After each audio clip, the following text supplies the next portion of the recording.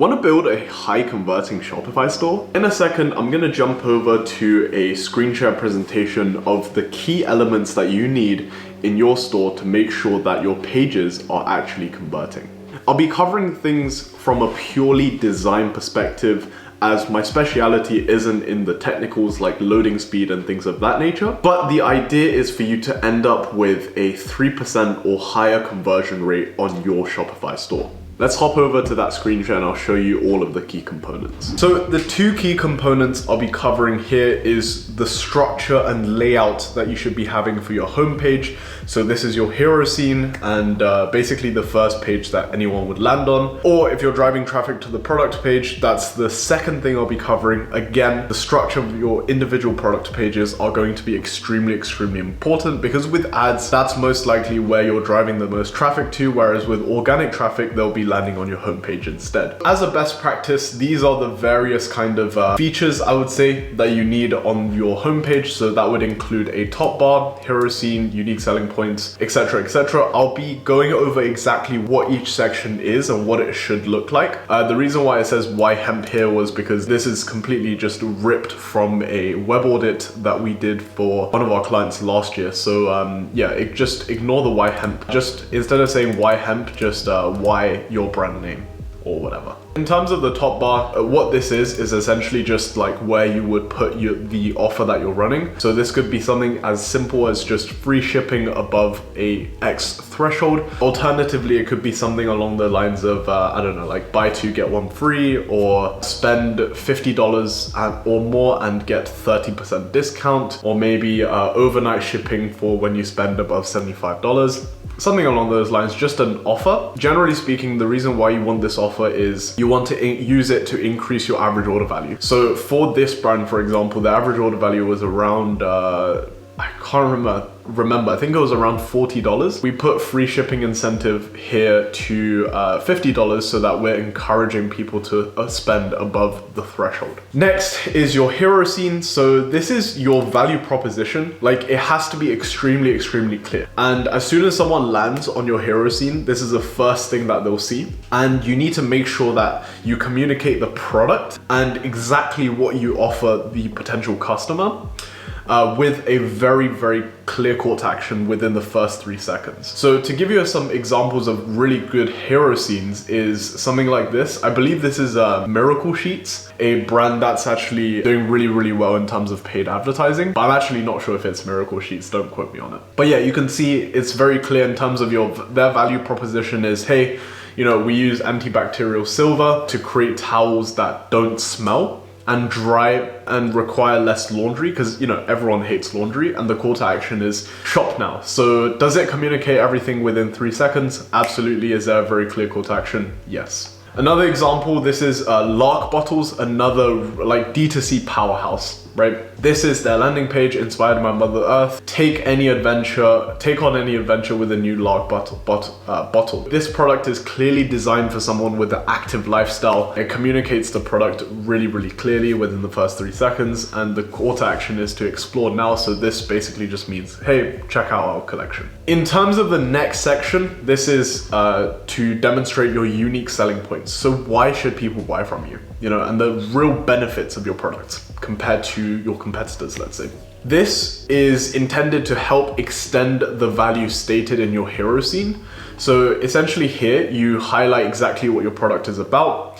And then in the unique selling points, you want to go over exactly what makes your brand different to all your competitors. Some brands may choose to use things like free shipping, easy return, Klarna Pay Later, best customer support. This is more of the kind of like, we're different because we're more affordable maybe, or we have a better service, things like that, if you're selling more of a Me Too product. But if you're selling something truly unique, I recommend going with something like this. This is from a brand of blue light blockers called Barna brand. Their ads are stupid. Like, it's just so nuts how many ads they're running. But another, you know, D2C powerhouse, these are all of their clear unique selling points. You know, you look stylish wherever you go, so this is really important. Reduces eye strain, improves sleep. Notice how these are kind of like benefits and not just features. So they don't mention about maybe the materials that they use for their actual frames or their lenses or whatever. They just mention how you will actually benefit from their product. So you'll look stylish, everyone wants to look good, reduces eye strain.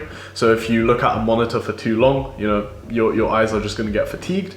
Improves sleep, right now I feel like sleep is really being pushed, so it's a really cool selling point. You want to communicate the benefits of your products rather than just talk about features. Next is you want to have a section with kind of like your unique best sellers plus a call to action. Generally, this can be a display of between kind of 3 to 4 products that's kind of like your favorite. Make sure it's not too overwhelming to your viewer. For example, things like this is from a cosmetics brand. I can't remember what they're called, but they sell kind of lashes, right? They only have 4 products on display. They don't display like the entire thing. And you'll notice here, they're gonna be displaying their kind of higher average order value kits along with a bundle. The reason why you want to do this is you want to offer a wide range of price points to lower the barrier to entry for people who are maybe new to your brand and just want to try a little bit of it. So you want to have like your lowest ticket item on the bestsellers or featured product section or whatever, and then you also want to have like the highest selling bundles. You can do something quite sneaky here if you just kind of like create really, really big contrast in terms of the amount of value you provide between the products. So maybe let's say these 3 items right here, for example, are all included in this bundle, right? So individually, let's say like for the sake of maths, it's like $100 each. But then if you were to buy them as a bundle, it would be $200. So it's essentially like buy one, get one free if you buy bundles. And what this does, maybe, the person only wanted to buy the dramatic kit, but then they see the bundle, it's like, oh, if I just buy another, I get this free thing as well. So might as well just buy the kit. And this will really help increase the average order value. In terms of the why hemp section, don't worry about this. This is for their brand specifically. You would just do why your brand. And this is where you can really like kind of make a connection with your customer in terms of aligning the purpose of the brand. So this is where you want to be talking about the brand mission, the company vision, and things like that. And as seen on, so the next section is all about building authority and credibility. So you're gonna see with many brands out there, they have something along the lines of, instead of as seen in, they could have like featured on or appears on or find us in, something along those lines. And they have a bunch of PR that's been done for them in the past. So contrary to what people might think, Insider, Pop Sugar, Elite Daily, like all of these PR things, you can actually just pay for. There are literally PR agencies out there where if you pay them a few $100s to a few $1,000s, they will get you onto any publication. That's like, if I wanted to be on Forbes, I could be on Forbes. That's how you can kind of get around that. You don't actually need to have a really, really standout brand. You can just pay to play on here. This is really important because everyone knows what Cosmopolitan magazine is. Everyone knows Elite Daily and Insider. This is a really good way to show to your audience that, hey, like, we are an established brand. We're not some like random one that is like super startup and we're not going to deliver the best quality results.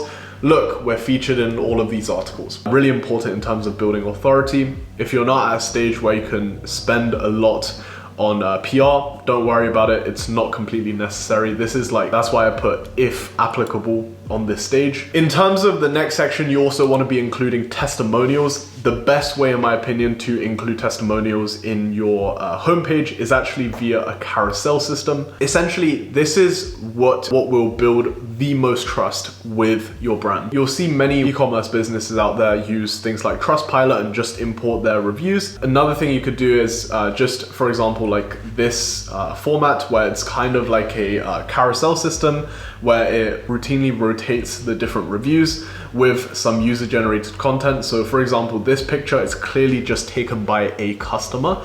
Same with this one. And then this one is slightly more kind of like stocky and lifestyle-y. But generally speaking, you get the idea, right? Like, you want to feature real people and real faces using your product and smiling and having a good time. And that's what the testimonial section is all about. So this is an example of someone that just imported it through Trustpilot. This is actually a really, really good way of doing things. If you have like more than, I'd say, about 500 reviews on Trustpilot, Because Trustpilot as a platform is a platform that is more or less trusted by the consumer. There are ways, there are some black hat tactics you can use on Trustpilot, but generally speaking, like reviews on Trustpilot are more often legit than not. So you could just import these, and if you have anything that's, I'd say, above 4 stars, it would be worthy to kind of put on there. Another thing you could do alternatively is just have a UGC/Instagram slider. So if you know that you work with many influencers and you have a really great tagged feed on your Instagram, you can use your tagged feed. However, most brands, I just recommend you use your own Instagram feed.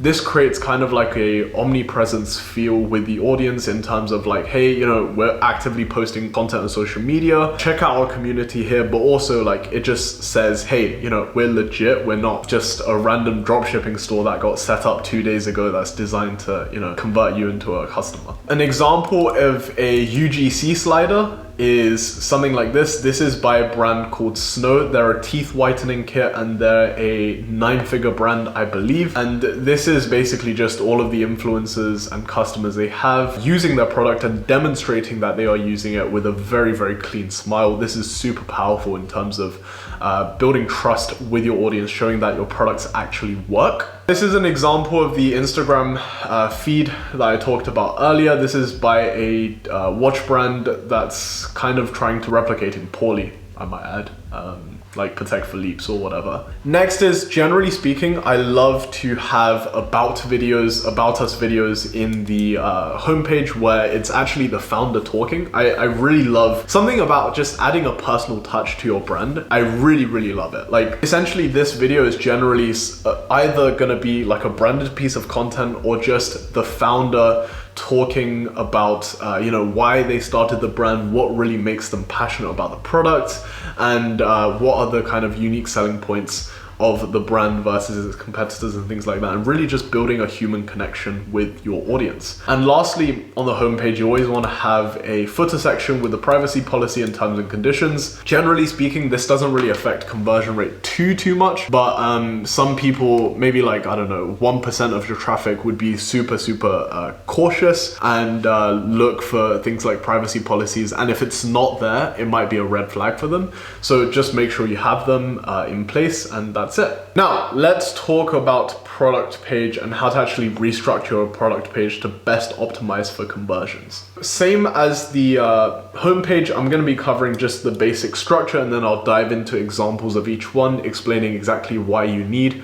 each one and each feature. So yeah, let's get into it. So first of all, this is something that I've seen, I believe it's Boom by Cindy Joseph. This is Ursula Firestone's brand. It's a cosmetics brand, and they use a testimonial above the title of the product. It's something that we've implemented for one of our clients, and yeah, their conversion rate is above 5%. So just a small tip there. Product summary, so the actual copywriting and the product description. Ingredients, talking about those if you're a perishable brand, or alternatively you can talk about, I mean if you're a fashion brand, you can talk about the fabrics, where you source the working conditions within your factories. If you're like a super ethical and sustainable kind of brand, that's a really good thing to talk about. You want user-generated content, product-specific user-generated content is pretty important. You might not have this if you're selling like many SKUs. So if you're like a fashion store that has like 100 different products, you might not have this. But generally speaking, having user-generated content is like super powerful. Review section, frequently asked questions, you may also like, and a sticky add to cart button. Let's jump into it. So in terms of the review, a review above the title, you can just like kind of split test this. If you have many reviews, I would split test the different reviews and seeing which one affects open rates and things like that. Generally, what I would do is I would pick a review that actually handles objections. So this is really important. So for example, if you're like a skincare brand dedicated to, I don't know, like sensitive skin or whatever, you want to be picking a review that says something along the lines of, oh, I had extremely sensitive skin, none of the other products worked, they all kind of reacted badly to my skin. This skincare brand is different, I really like them, I didn't feel any itchiness, or I didn't see any kind of like redness on my skin after using them. highly recommend. Something along those lines to actually handle the objections. Various A/B split testing has shown that it's improved conversion rates of the website. So this is something that we generally tend to use for stores that are selling few products, or maybe they're selling products with really high utility purpose. So if you're a skincare brand, then I highly recommend this. If you're like a supplements brand, highly recommend this. However, if you're like a fashion brand that has many different SKUs, probably not the best to implement if it's even possible for your brand. Next is in the product summary, you want to keep this short. It's like a shortened product description. Remember, you are summarizing the product, you are not completely describing it. The reason this is because most brands, what they do is they have like a whole paragraph on the product summary section. And what happens is the mobile phone user would go on the website, they would scroll, and then they would have to scroll through a wall of text before they actually get to the add to cart button. And this is really dangerous in terms of increasing the bounce rate of your site. Next is you want to talk about the ingredients / benefits of your product, or alternatively you could talk about things like materials, or how ethical you are with your labor and things like that. If you're like a food brand or a supplement brand, you can talk about the ingredients, where if I were to highlight over the icon, it exposes exactly what the benefits of the ingredients are, and so on. When it comes to user-generated content, you want to make it product specific. So for example, if you're selling one supplement, make sure that all the user-generated content you demonstrate are with that specific item. There is a caveat to that. I mean, if you're a fashion brand with a wide variety of kind of like styles, you could just put your user-generated content for the brand in general, and it still works pretty well. I mean, the whole idea of having user-generated content is just to show that, hey, look, people are using us and they are actively loving us to the point where they're willing to post us on their social medias. That is super powerful in terms of building trust, especially with cold audiences, for example. When it comes to reviews, again, you can just import it into from things like Trustpilot and things like that. However, I would really make a point to kind of emphasize this in an aesthetic manner, right? You really want to be encouraging people to read those reviews by presenting them in a way where it's like not too intrusive, and slightly colorful in terms of being able to hook the attention of the reader. And the reason why you want people to see the reviews is because after watching through literally like hundreds of like Hotjar recordings of how people interact with websites, generally what they do is they go to the product description and then they just read it, and then they scroll all the way down to reviews. I do the same, and it's never the good reviews I read. I always sort by the negative reviews first. So this is why it's really important to present your reviews in a way where it's like easily legible and accessible to the user. Another example of great reviews is something like this. And then the next section would be to have a frequently asked questions section. So most of the time when people use frequently asked questions section, brand owners tend to just address literally the most frequently asked questions. However, rather than that, you should actually be focused on kind of highlighting the brand unique selling points, but also handling objections. So for example, if you're a brand that's like warehouse predominantly in Europe or predominantly in the US, but you have a large percentage of your customers coming from abroad, then shipping times would be a genuine kind of like objection for people, right? So you want to be handling that in the product frequently asked questions section. To go back to the skincare brand example, right? Like if you're a skincare brand and your products are really dedicated to people with sensitive skin, you really want to hone in on the fact like, hey, we really do work with people with super sensitive skin, and we won't cause any inflammation, rashes, or whatever, things like that. You want to use the frequently asked questions section to be handling the objections. This is another example of a frequently asked questions section that is really good. You can see, people might be wondering how many capsules come in the bottle. This is for a supplement company, obviously. The reason why they might be asking is they're thinking about, hey, would I need to buy this like in 30 days or 60 days? Like, what's the dosage here, right? They might also be wondering what's the best way to take this product. This could go into things like, hey, you can actually take this product if you're on medication, things like that. I know you're not really allowed to say that, so make sure, you don't violate any laws in your country when it comes to the frequently asked questions section. Lastly, this is the you may also like section. So this is basically just helping them choose related products. This is actually a brand called Physician's Choice. They are absolutely crushing it in the supplement space. I think they're pretty sure like they're well over 9 figures at this point. The related products is basically just to get them to add the current one to cart and then browse other products to help you raise average order value, but also to get people to be more aware that, hey, if this product isn't for you, we have something else that might be something that you're looking for. Lastly, sticky add to cart button. This is like super easy to implement. Basically, it's just a add to cart button that sticks either to the bottom of the website as you browse or the top of the website. The reason this is because let's say someone goes on the product page, looks at the description, scrolls all the way down to the reviews, reads all the reviews, likes the products, wants to add to cart, they have to scroll all the way back up. Just by having the sticky add to cart button, you're going to increase the conversion rate from product view to add to cart.